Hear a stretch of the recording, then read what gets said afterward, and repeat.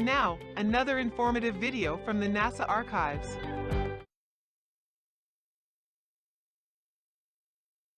So now I'll pass it on to Walt Cunningham. Thank you very much. And your memory is so much better than mine. I will correct you on one of those small things you were saying. But when we look back, actually 51 years ago today, we flew the Apollo 7. And I feel extremely fortunate in my whole life in being on that crew. Today, very few people, I think even in this audience, have an understanding of kind of how the logistics and what went on back there.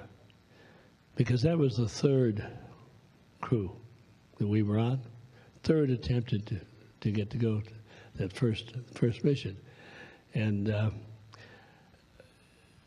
I see that our society today, within the space program, it seems to be evolving.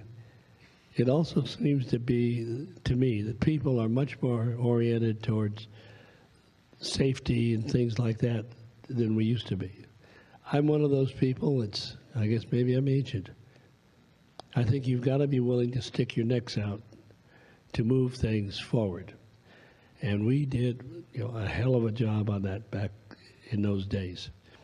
And our crew, Wally Schraub, Don Isley, and I, we were first assigned, and we were the second mission.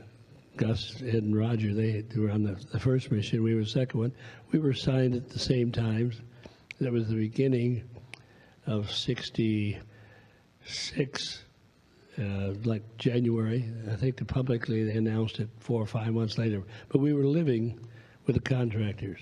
The contractors were not as far along as you might look today or look for them to be. So we were helping them develop the hardware, the testing, and all of that. And I'm sure some of those things that we did were not all pluses. Some of them were slowing them down, or they were just things that made us feel better about switches or something like that.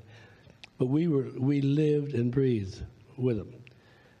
And North American Rockwell out in California, they had great confidence in their spacecraft and how soon they were going to be able to fly it and all of that. So when we began working with them, and not just our crew, but I mean, it was the first two crews, they started slowing those things down. They had a lot of things to fix that they weren't planning on fixing at one time. And after 7 or 8 months, Wally, Don, and I, they had delayed things more and more, and they canceled our flight.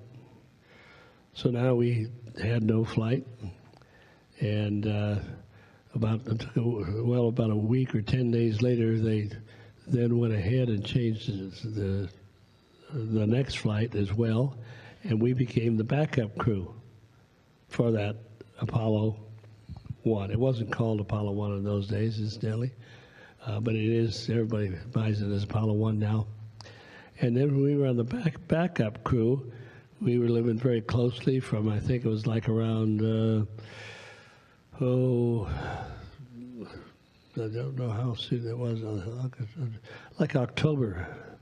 I think it was like October when we put on the backup crew. We started living with Gus, Ed, and Roger.